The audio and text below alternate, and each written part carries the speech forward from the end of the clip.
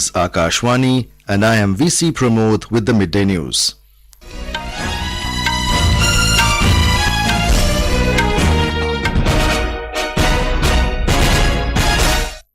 The headlines. Israel warns Lebanon's Hezbollah militant group as it joins Palestinian Hamas attack. Over 500 people killed on both sides so far. In Afghanistan, death toll from strong earthquakes rises to 2,000. Inter-Ministerial committee to visit flash flood hit Sikkim today to assess damages and provide assistance.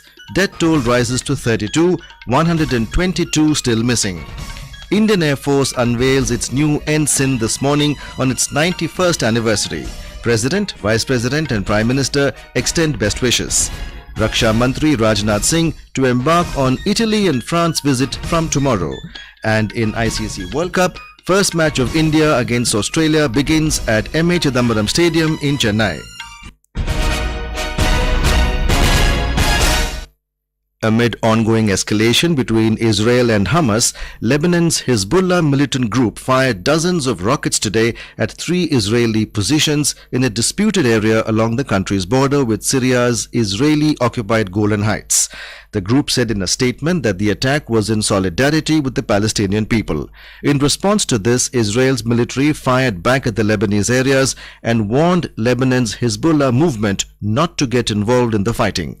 Meanwhile, Israeli Prime Minister Benjamin Netanyahu has threatened to turn Gaza into a deserted island. He asked its residents to leave now. Earlier, the Israel Defense Forces launched Operation Swords of Iron after the death toll in the Hamas attack rose to more than 300 with 1,500 injured. Israeli PM Benjamin Netanyahu strongly attacked Hamas and declared war. In response to the deadly Hamas attacks, the Israel Defense Forces launched Operation, hitting 17 military compounds and 4 operational command centers belonging to Hamas in the Gaza Strip, killing more than 230 people. Meanwhile, world leaders have also condemned the ghastly attack on Israel by Hamas terrorists. Prime Minister Narendra Modi has expressed solidarity with Israel and said that India's thoughts and prayers are with the innocent victims and their families. In Afghanistan, death toll from strong earthquakes rose to 2,000, said a Taliban spokesperson today. It was one of the deadliest earthquakes to strike the country in 2 decades. According to local authorities, the number of casualties may increase as search and rescue efforts continue amid reports that some people may be trapped under collapsed buildings. UN Office for the Coordination of Humanitarian Affairs said at least 465 houses had been reportedly destroyed and 135 were damaged. Telephone connections went down in Herat, making it hard to get details from affected areas. Meanwhile, Taliban urged local organizations to reach earthquake-hit areas as soon as possible to help take the injured to hospital, provide shelter to the homeless and deliver food to survivors. The World Health Organization said WHO-supported ambulances are transporting those affected, most of them women and children. The 6.3 magnitude quake struck about 40 kilometers from the western city of Herat yesterday. In flash floods hit Sikkim, that toll rose to 32, including 9 Indian Army personnel. State Disaster Management Authority (SSDMA) confirmed that 122 people are still missing after the glacial-fed Lohnak Lake in North Sikkim, which triggered a flash flood in Teesta River Basin on the 4th of this month. A report received from Indo-Tibetan Border Police (ITBP) states that 56 civilians were rescued at Chungtang via zip line made by ITBP yesterday. A total of 1,320 houses were severely damaged. Till date, 2,563 people were rescued. Around 7,025 persons have taken shelter in 30 relief camps. Due to flash floods in the Teesta River Basin, 13 bridges were washed away. Union Minister of State for Home Affairs, Government of India, Ajay Kumar Mishra, called on the Chief Minister of Sikkim, Prem Singh Tamang, at his official residence Mintogang this morning. During the meeting, the two leaders discussed extensively about the extent of damages caused by the disaster. The Chief Minister expressed his gratitude for the immediate release of the advance budget for NDRF and SDRF for the year 2023-24 to enable the state to carry out the relief and restoration work at the earliest. The Chief Minister also thanked the central leadership for constituting an inter-ministerial team comprising senior officers from 5 ministries which will visit Sikkim today and assess the extent of damage. The Chief Minister also shared about his visits to the affected areas in Rangpo, Singtam and parts of Mangan district and the rescue and relief work being carried out by all the concerned agencies with active support and participation from the local people. Union Minister of State Ajay Kumar Mishra asserted that the central government is committed to providing all the required support to the state to bring back normalcy. The Central Bureau of Investigation (CBI) raid is underway at Bengal Minister Firhad Hakim's residence over civic body recruitment scam. Earlier, the Enforcement Directorate (ED) officials raided the house of West Bengal Food and Supplies Minister Ratin Ghosh in connection with the alleged corruption. According to a CBI official, the raid is being conducted in connection with the illegal municipal recruitment in Group C and Group D posts, which is being probed as per the court's order. The Calcutta High Court had directed the CBI to carry out a court-monitored probe into the alleged corruption across West Bengal. In Ladakh, the counting of votes for the 5th Ladakh Autonomous Hill Development Council (LAHDC) Kargil election has begun from 8 a.m. this morning. After the abrogation of Article 370, this was the first election in UT Ladakh, and the people of Kargil have shown strong faith in the democratic process with a 77.6% turnout in the elections on the 4th of this month. DC Shrikant Suse informed that elaborate arrangements have been made for the smooth conduct of counting of votes. In this election, the Congress and National Conference Alliance directly competed with the BJP for the 26 council seats.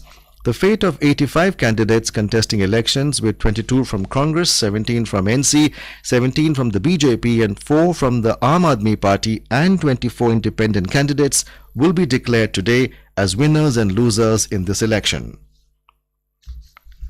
This is Akashwani giving you the news. For quick news updates round the clock, follow us on Twitter at AIR News Alerts. Chief of Air Staff, Air Chief Marshal V.R. Chaudhary unveiled the new IAF ensign at the parade. The CAS also presented the coveted unit citations to 4 IAF units, namely 16 Squadron, 142 Helicopter Unit, 901 Signal Unit and 3 Base Repair Depot for their exemplary contribution to the service. Speaking on the occasion, CAS Air Chief Marshal V.R. Chaudhary said that we need to understand the nuances of the evolving air power, setting the pace to preserve peace if and when necessary to fight and win wars. From multi-domain operations to hybrid warfare, the Air Force needs to recognize that modern warfare transcends traditional boundaries. We must seamlessly integrate air, space, cyber and ground capabilities to dominate the battle space. The question we must ask ourselves is, what more can I do? Do not limit yourselves to the needs of today. Think beyond today and you will realize that there is so much more to be done. Air warriors must be valued for their unique skill sets, perspectives and contributions to foster and develop a culture of inclusivity and diversity. For the first time, our indigenously built light combat aircraft also participated in an overseas exercise. He informed that IAF has successfully inducted the first batch of Agniveers, and subsequent batches, including women Agniveers, are presently undergoing basic training.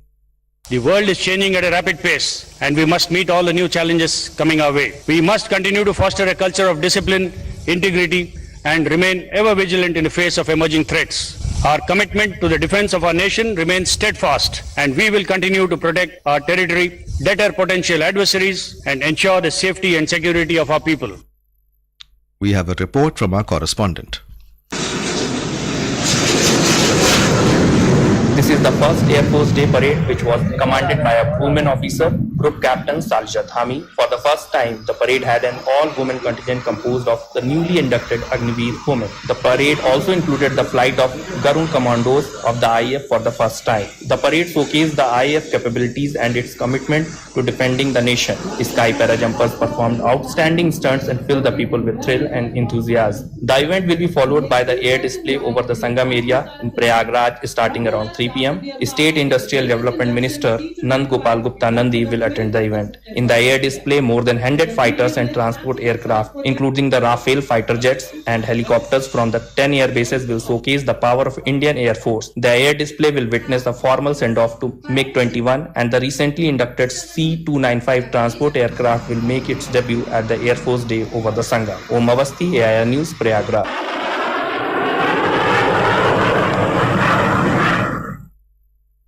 President Draupadi Murmu, Vice President Jagdeep Dhankad and Prime Minister Narendra Modi today extended their best wishes to all air warriors and their families on the occasion of Air Force Day. Prime Minister Modi said India is proud of the valor, commitment and dedication of the Indian Air Force. 1947 जब पाकिस्तान के हमलावरों ने एक अप्रत्याशित हमला शुरू किया तो यह वायुसेना ही थी जिसने श्रीनगर को हमलावरों से बचाने के लिए यह सुनिश्चित किया भारतीय सैनिक और उपकरण युद्ध के मैदान तक समय पर पहुंचे। सेना की ताकत ऐसी है कि जब भी कोई टेढ़ी नजर हमारी तरफ उठाता है तो उसको उसी भाषा में जवाब देने का जज्बा, राहत एवं बचाव कार्य हो या फिर आपदा प्रबंधन, हमारे एयर वॉरियर्स उनके सराहनीय कार्य को लेकर देश वायुसेना के प्रति कृतज्ञ है। तूफान, बवंडर, बाढ़ से लेकर जंगल की आग तक की प्राकृतिक आपदा से निपटने और देशवासियों की मदद करने का उनका जज्बा अद्भुत रहा है। पायलट और 19 वायु सैनिकों के साथ एक छोटी सी शुरुआत से बढ़ते हुए हमारी वायुसेना आज 20वीं सदी की सबसे साहसिक और शक्तिशाली एयरफोर्स में शामिल हो चुकी है।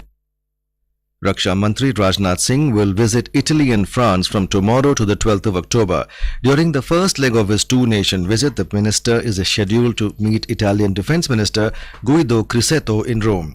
The relationship between India and Italy was elevated to a strategic partnership in March this year during the visit of the Italian Prime Minister to India. In Karnataka, 14 people were charred to death in a major fire at a cracker shop cum go down at Attibeli yesterday. The place is about 10 kilometers from Hosur in Tamil Nadu. All the victims hail from Tamil Nadu. Karnataka Deputy Chief Minister D.K. Shivakumar said a detailed inquiry will be held. He announced a solatium of 5 lakh rupees to the family of the deceased. In cricket, Australia for 5 for 1 wicket in 2.2 overs against India in the ICC ODI World Cup at Chidambaram Stadium in Chennai when last reports came. Earlier, Australia won the toss and opted to bat first against India. Yesterday, South Africa defeated Sri Lanka by 102 runs at Arun Jaitley Stadium, New Delhi. Put into bat, the Proteas amassed a mammoth total of 428 runs for 5 wickets at the stipulated 50 overs. Sri Lanka were all out for 326 in 44.5 overs. In another match, Bangladesh defeated Afghanistan by 6 wickets at Dharamshala. Sent to bat, Afghanistan were all out for 156 in just 37.2 overs. Prime Minister Narendra Modi today expressed happiness over the historic performance of the Indian contingent on clinching a record of 107 medals in the Asian Games 2022 held at Guangzhou in China.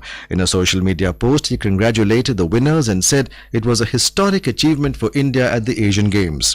He said that the entire nation is overjoyed that our incredible athletes have brought home the highest ever total of 107 medals, the best ever performance in the last 60 years. He added the unwavering determination, relentless spirit and hard work of Indian players have made the nation proud. Their victories have given us moments to remember, inspired us all and have reaffirmed our commitment to excellence, said the Prime Minister. Today, Indian athletes will be seen at the closing ceremony at 5:30 p.m. Indian Standard Time. Indian netminder P.R. Srijesh will be the flag bearer for India. And now, before we end the bulletin, the headlines once again. Israel warns Lebanon's Hezbollah militant group as it joins Palestinian Hamas attack. Over 500 people killed on both sides so far. In Afghanistan, death toll from strong earthquakes rises to 2,000. Inter-Ministerial Committee to visit flash flood hit Sikkim today to assess damages and provide assistance. Death toll rises to 32, 122 still missing. Indian Air Force unveils its new ensign this morning on its 91st anniversary. President, Vice President and Prime Minister extend best wishes. Raksha Mantri Rajnath Singh to embark on Italy and France visit from tomorrow. And in ICC World Cup match, first match of India against Australia underway at Chidambaram Stadium in Chennai. And with that, we end the midday news.